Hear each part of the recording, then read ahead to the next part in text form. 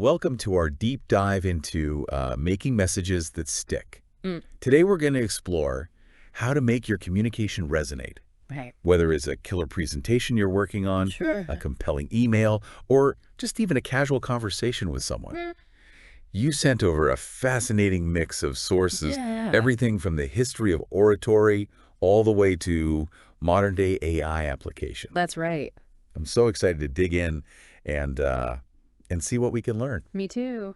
I think it's really interesting how the source material takes us all the way back to ancient Greece, where rhetoric was considered this essential skill. Absolutely. Makes you realize just how deeply intertwined communication and power have always been. Oh, yeah. I mean, for sure. Like, look at Right. all of history. It's like those ancient orators, they were like the original influencers, right? Yeah, totally. I mean, they were shaping opinions and, Right. really moving people to action. Exactly. And it's like one of the sources makes this point that really resonated with me. It's not just about eloquence. It's about turning those ideas into action. Uh-huh. So does that mean even a simple message can be impactful if it motivates someone to do something? Absolutely. I think that's a really key point. Okay. You can have the most beautifully crafted speech in the world. Right.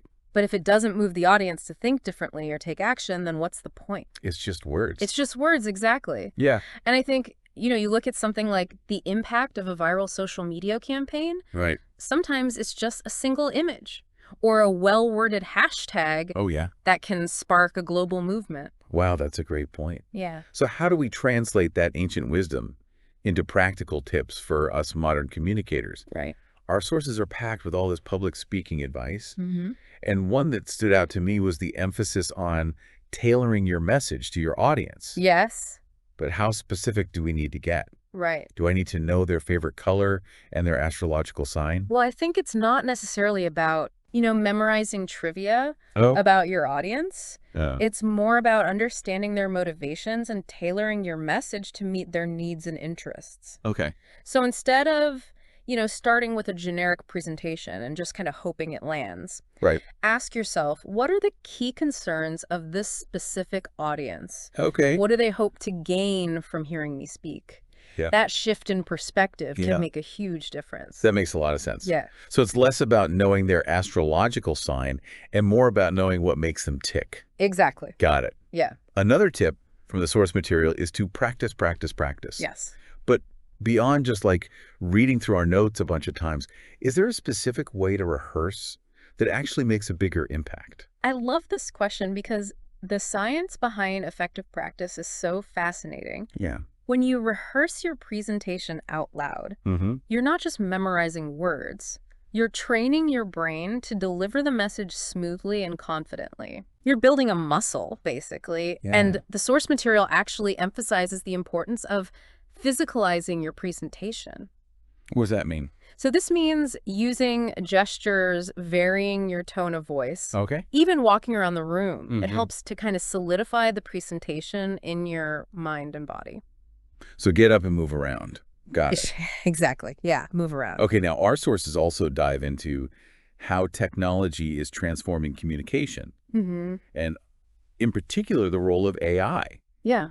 It's pretty mind-blowing to see how AI can personalize messages at scale. It really is, and I think it's a really important point to consider. Yeah. Think about the implications. Uh-huh. Is AI simply making us more efficient communicators? Right. Or is it fundamentally changing the nature of human connection? That's a great question. The example of Nubank in the source material I thought was really interesting. Tell me more about that. So they're using AI to personalize banking for millions of customers. But are we losing something valuable by automating so much of our communication?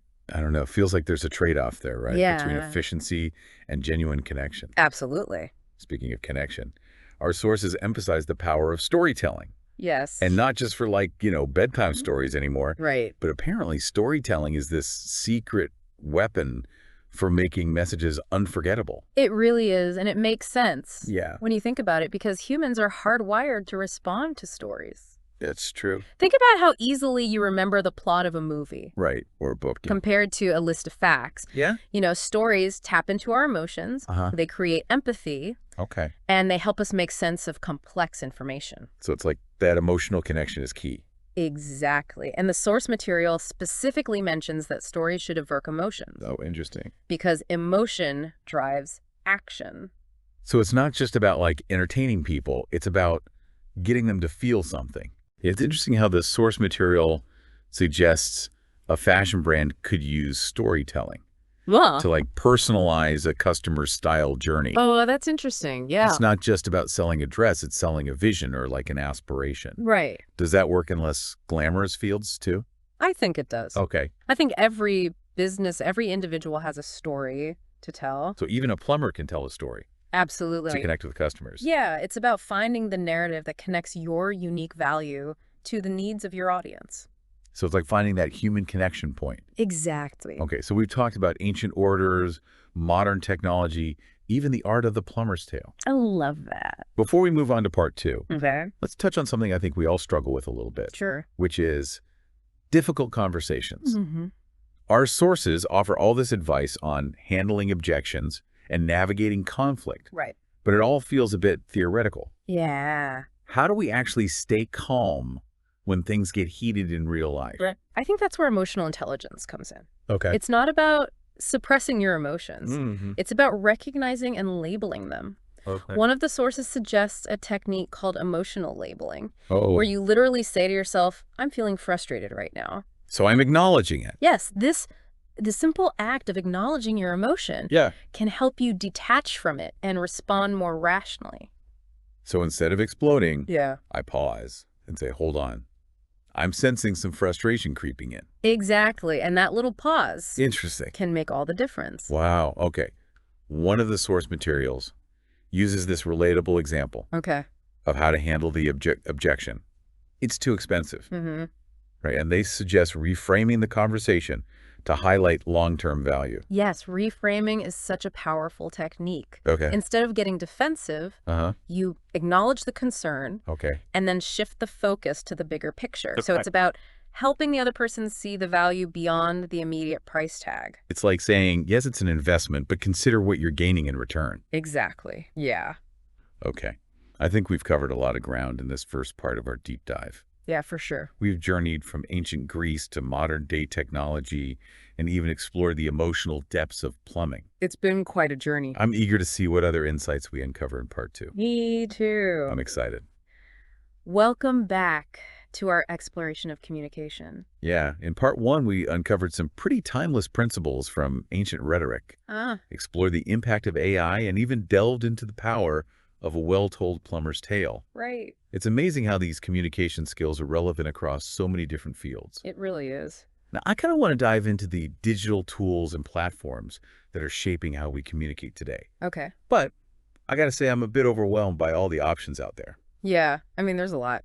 Our sources mention everything from like basic slide decks to fancy video editing software. Mm-hmm. Where do we even begin? It's true. The sheer volume of digital communication tools can feel paralyzing. It is. But I think instead of getting lost in this sea of options, Okay. let's go back to our core principle. Uh-huh. Knowing your audience. Yeah. What are you trying to achieve with your communication? Yeah. Who are you trying to reach? Right. The answers to those questions will guide you toward the right tools. So if I'm like a small business owner trying to connect with local customers, maybe a simple social media strategy is more effective than investing in, expensive video production software. Exactly. It's about aligning your tools with your goals and resources. Yeah. And even with the most basic tools, you can create impactful communication. Okay. One source highlights the importance of slide design. Yeah. Even if you're just using a free platform like Google Slides, Right. putting thought into those visual elements can really elevate your presentation. Oh, I've definitely sat through some death by PowerPoint presentations. We've all been there. Yeah. Any tips on how to avoid creating those visual nightmares?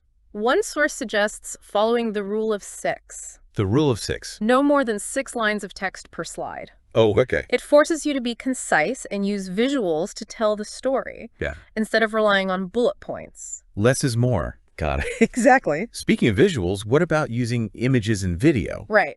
Our sources seem to emphasize the importance of high quality visuals. But not everyone has access to professional photographers or videographers. Yeah, that's where I think creativity comes in. Oh, Even a smartphone camera can capture compelling images if right. you have good lighting and composition. Okay. And there are tons of free stock photo and video websites available. So we don't need a Hollywood budget to create engaging visuals. Exactly, not at all. That's good to know. Yeah. Now, beyond presentations, Okay. our sources also talk about email marketing and social media. Mm-hmm. And these platforms seem essential for reaching a wider audience. There really are. But how do we avoid getting lost in the noise? Yeah, that's the million-dollar question. Right. One source suggests focusing on mass customization, Mass customization. using technology to personalize messages and tailor offers to specific customer preferences. Mass customization, that sounds like an oxymoron. I know it's kind of a funny term. How can something be mass-produced and personalized at the same time? Think about the recommendations you get from online retailers Okay. based on your browsing history. Right. That's a form of mass customization. Mhm. It's using data to create a more personalized experience for each individual, Yeah. even within a large-scale system. Ah, so it's like those. You might also like suggestions that pop up when I'm online shopping. Exactly. Makes sense. Yeah. But what about social media? Right. It seems like every business needs to be on every platform these days. It can feel that way. Yeah. And it's true that social media has become an integral part of modern communication. Mm-hmm. But instead of trying to be everywhere at once, focus on the platforms where your target audience spends their time. Okay. You know, one source even mentions being patient. Yeah. Building a strong online presence takes time and effort. So it's a marathon, not a sprint. Exactly. No magic shortcuts to overnight success. I wish there were, but no. One thing that keeps coming up in our sources is the importance of storytelling. Yes. And not just for entertainment, Right. but as a powerful marketing tool. Absolutely. But how do we go beyond just writing a blog post or creating a slick video? Mm-hmm. How do we weave stories into every aspect of our communication? It's about thinking of your brand or business as a character in a story. Okay. What are the challenges your character faces? Mm-hmm. What are their aspirations? Uh-huh. How do they overcome obstacles to achieve their goals? So even a dry topic like financial planning Yeah, can become a compelling story absolutely. if you frame it in a way that connects with people's hopes and fears. Exactly. It's about tapping into those universal human experiences that resonate with your audience. Okay, so we've covered a lot of ground on the digital front. We have. Before we move on to part 3, Okay. let's revisit the topic of difficult conversations. Yeah. We talked about emotional intelligence earlier, Mm-hmm. but our sources also mention specific techniques for handling objections and negotiating effectively. Right. And one source highlights the importance of staying calm and focusing on facts. It's easier said than done, I know, right? especially when emotions are running high. Yes. Remember that fight or flight response we discussed? Oh, yeah. It can hijack your best intentions in a heated moment. Oh, yeah. I've definitely experienced that. We all have. It's like my brain short circuits and all logic goes out the window. I know exactly what you mean. Are there any practical tips for staying grounded in those moments? One technique that comes up repeatedly is active listening. Active listening. It's about truly hearing what the other person is saying, acknowledging their perspective, asking clarifying questions. So instead of just waiting for my turn to speak, I should focus on really understanding their point of view. Exactly. It's about shifting from a defensive posture to a collaborative one. Okay. And when you genuinely listen, you often uncover valuable insights Right. that can help you find common ground. That makes sense. Yeah. Our sources also offer advice on addressing specific objections. Yeah. Like the classic, it's too expensive. Yeah, the classic. Right. One suggestion is to reframe the conversation, highlighting the long-term value and benefits. Okay. For instance, instead of simply saying it costs X dollars, you could say this investment will save you Y dollars over time. It's like shifting the focus from the initial cost to the return on investment. Exactly. I like that. Yeah. Okay, I think we've unpacked a lot of valuable insights about digital communication tools, storytelling, and even navigating those tricky conversations. Yeah, we've covered a lot. But one question lingers in my mind. Okay. With all these amazing tools and techniques at our disposal, are we truly becoming better communicators?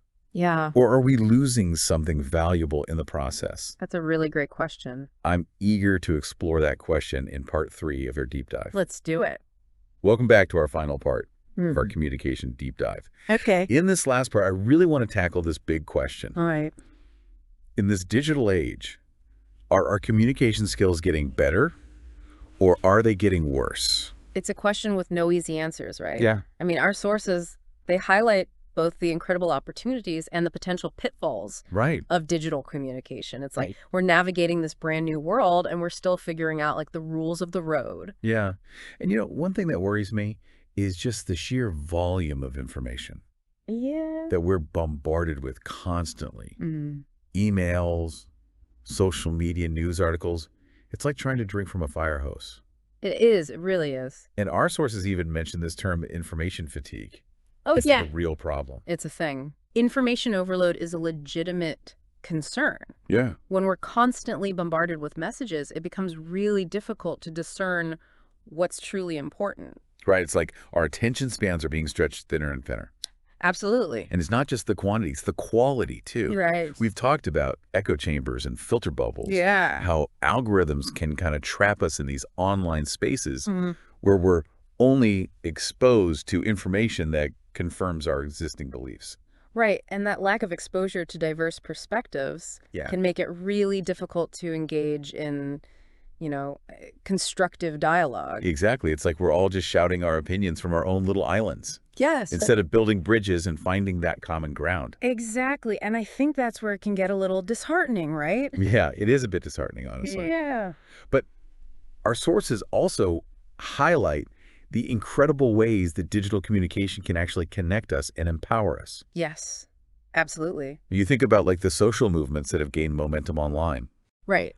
or the way that people can access information and education from anywhere in the world. Absolutely. And I think those are powerful examples Yeah. of how technology can be a force for good. Yeah. It's about harnessing the power of these tools Right. to connect with people, to share knowledge, and to Mhm. create positive change. So it's not just about the tools themselves, it's about how we use them. Exactly. Okay, one source emphasizes the importance of developing our emotional intelligence, Mm-hmm.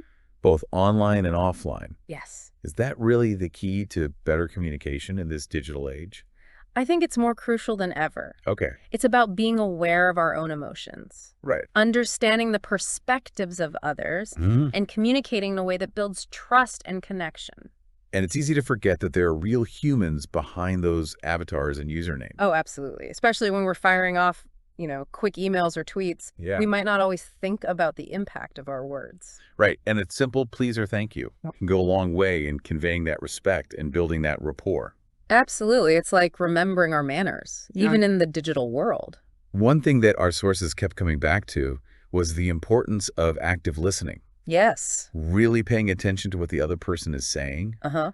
But is that even possible when we're constantly distracted by notifications and pings and all that? I think active listening requires conscious effort. Okay. It's about putting down our phones, Yeah. resisting the urge to multitask, and truly focusing on the person in front of us. Yeah. Whether it's face-to-face or on the other side of a screen, it's about asking clarifying questions, summarizing what we've heard, and responding thoughtfully. So it's about being present and engaged in the conversation Exactly. rather than just waiting for our turn to speak, Yes, and it's a skill that takes practice. especially in our fast-paced digital world. Absolutely. We've explored a lot of ground in this deep dive. We have. Everything from ancient rhetoric to AI-powered chatbots. It's been quite a journey. But I think one of the most enduring lessons is the power of storytelling. Mm-hmm. Stories have this incredible ability to cut through the noise, Yes, connect with us on an emotional level, and make messages memorable. absolutely. So whether you're crafting a presentation, writing an email,